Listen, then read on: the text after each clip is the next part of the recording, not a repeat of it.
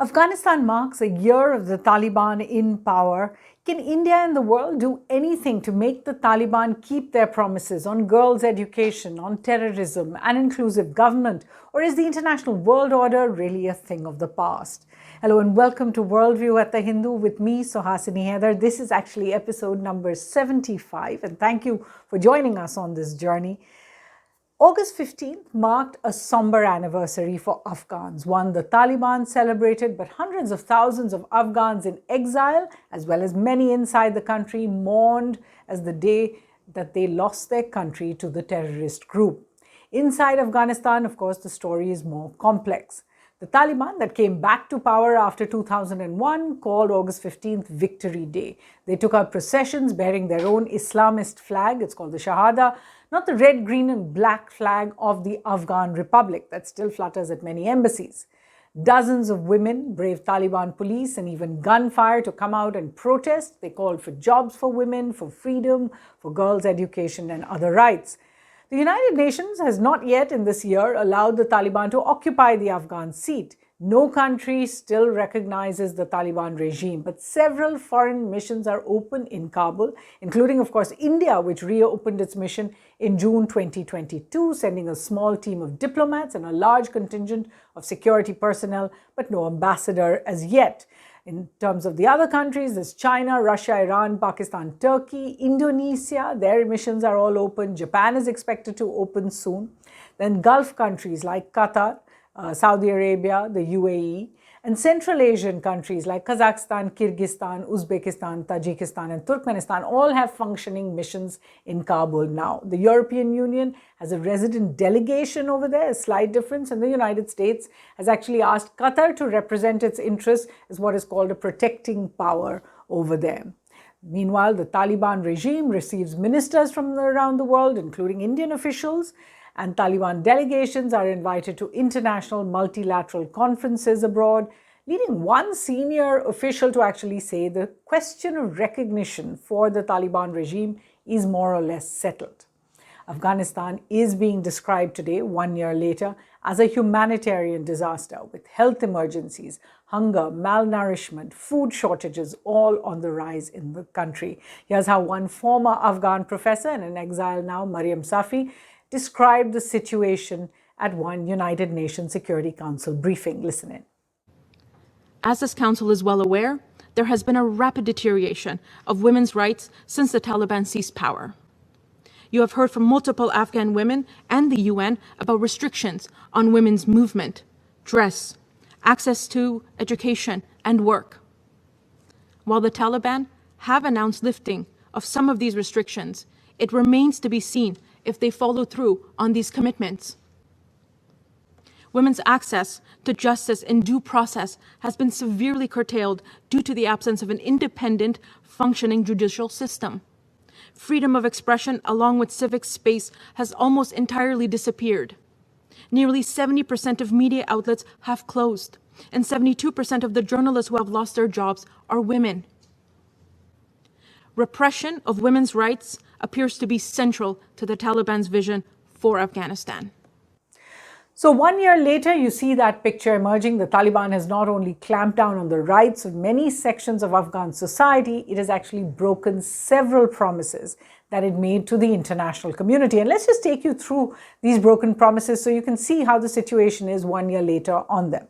The first commitment, of course, is the one it broke when it took Kabul by force. Despite commitments made by the Taliban for the Doha Agreement, the Taliban overthrew a democratically elected government of President Ashraf Ghani and took Kabul and other cities in Afghanistan by force. The second, on women's rights and girls' education, this is perhaps the most egregious broken promise. And it was made at round after round of talks in Doha and Moscow. We heard the Taliban delegation say they would not do this. Instead, the Taliban has disbanded the Women's Affairs Ministry, replaced it with a Vice and Virtue Ministry. In fact, it's dismissed all women in government. There's no political participation at present. It doesn't allow girls into classrooms from grade 6 to 12. Segregation, severe restrictions on those who are allowed to study, which has really led to many underground secret schools like this one coming up. The Taliban has also decreed that women must cover faces, including television anchors, where they enforce that rule. They decreed that women can't travel long distances without a male chaperone either. So clearly a very, very restricted time for the Taliban, harking back, for women in the Taliban regime, harking back to 20 years ago. It has also broken all promises on the inclusive government. It's called itself an interim government with acting ministers, but it has made no steps towards forming that inclusive government with other former leaders like Hamid Karzai, like Abdullah, women, minorities, other groups that chose to stay on in Afghanistan but have not been engaged with by the Taliban. Then come the commitments on terrorism. It's there in the Doha Agreement, but contrary to that commitment, the Taliban-run Afghanistan remains a safe haven for terror groups like Al-Qaeda.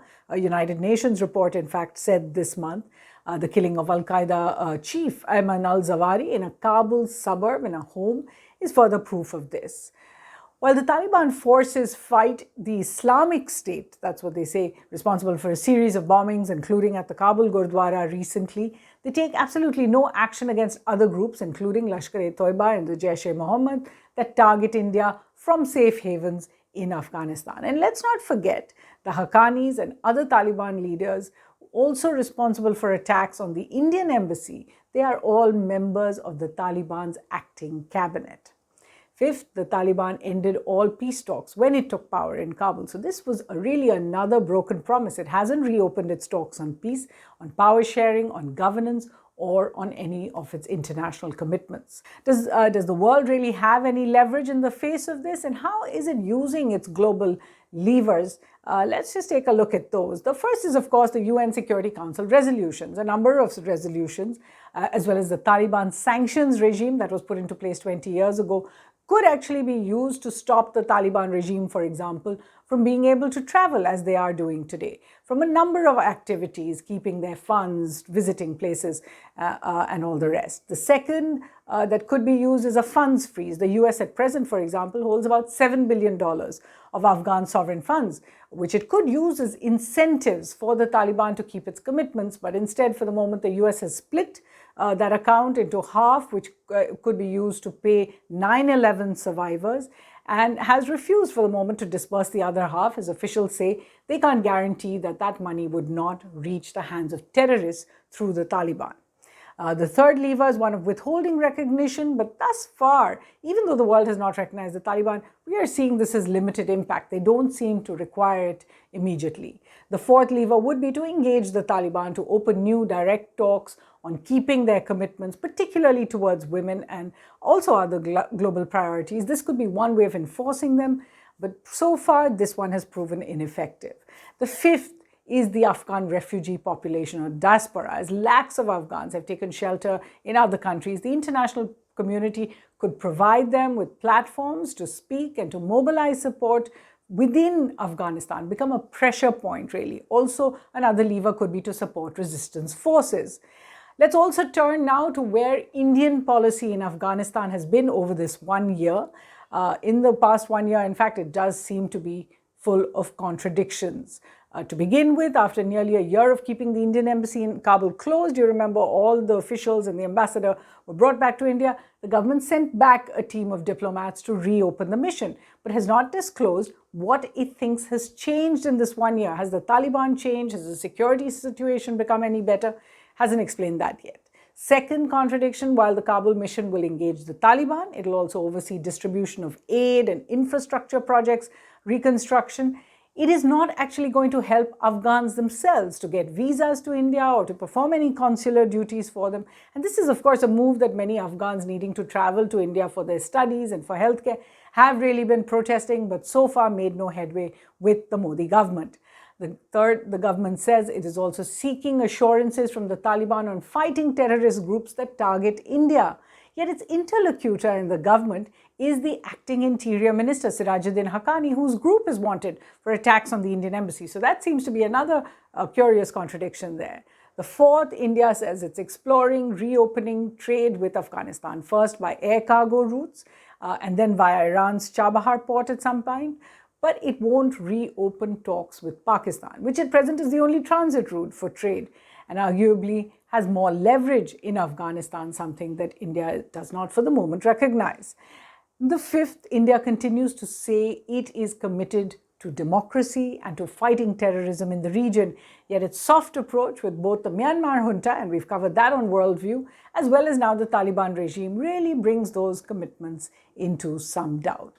As a result of both what we've argued here for India and the world's responses, 1 year after taking Kabul, the Taliban is clearly taking away the wrong lessons. To begin with, de jure global recognition seems to be irrelevant. De facto recognition that the Taliban thinks it now has is enough. The second, that there's no need to keep any of the promises we listed for you.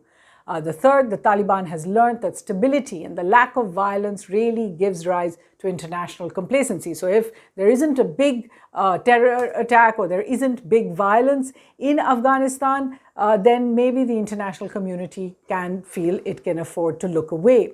In fact, another lesson the Taliban has learned is that US and its allies are really distracted easily. First, by, of course, Russia and the Ukraine situation, now by China and the Taiwan situation. So its capacity to look at Afghanistan is severely curtailed. And the fifth, that the international rule of law, of democracy, of human rights, these are all hard to enforce, and many would say at the moment are in shreds. If you look at the examples of Myanmar or US President Biden going to Saudi Arabia, despite earlier commitments not to, you can see how the international community is not able to sustain these pressures. Now, we have a lot of reading recommendations for you, and I've, of course, shared many on Afghanistan in the past, including last week, so please do check those out. I wanted to add some extra ones that are coming out, particularly with the 1-year anniversary of the Taliban takeover of Kabul. So there's The Fifth Act, America's End in Afghanistan by Elliot Ackerman. He's a former Marine. He's now a prolific author. This book is out this month. In fact, you can also check out his interviews to various people online. The second book, Most Dangerous, Most Unmerciful. These are stories from Afghanistan by a freelance journalist based in Kabul for a while called J. Malcolm Garcia. There is also August in Kabul, America's Last Days in Afghanistan by journalist Andrew Quilty. Then a few from women in Afghanistan. One is called We Are Still Here, Afghan Women on Courage, Freedom and the Fight to be Heard. It's written by Nahid Shalimi, but there's a foreword in it by Margaret Atwood, which you might find very interesting. And this has the accounts of women in Afghanistan, many of whom stayed on and how they are faring. An older book by someone who is a favorite author of mine called The Favored Daughter, One Woman's Fight to Lead Afghanistan into the Future. This is by Fawzia Kufi, a remarkable story. This was written in 2013 about her struggles. Of course, she now lives in exile. Then there's Open Skies, My Life as Afghanistan's First Female Pilot. When it happened at the time, the world rejoiced, by Niloufar Rahmani. She's, of course, no longer there in Afghanistan. Then there is another book which is a politically charged book called The Withdrawal, Iraq, Libya, Afghanistan, and the Fragility of US Power. This is by Noam Chomsky and Vijay Prashad. And of course, both those authors are always expected to be highly critical of US policy. Finally, there's a book that's coming out now called Taliban, The Power of Militant Islam in Afghanistan and Beyond by famous author Ahmed Rashid, who had first written that book called The Taliban. And this looks at the Taliban and militant Islam spread in Central Asia in particular. We certainly hope you enjoy reading all of those and do join us again here on Worldview from the team. Thanks for watching.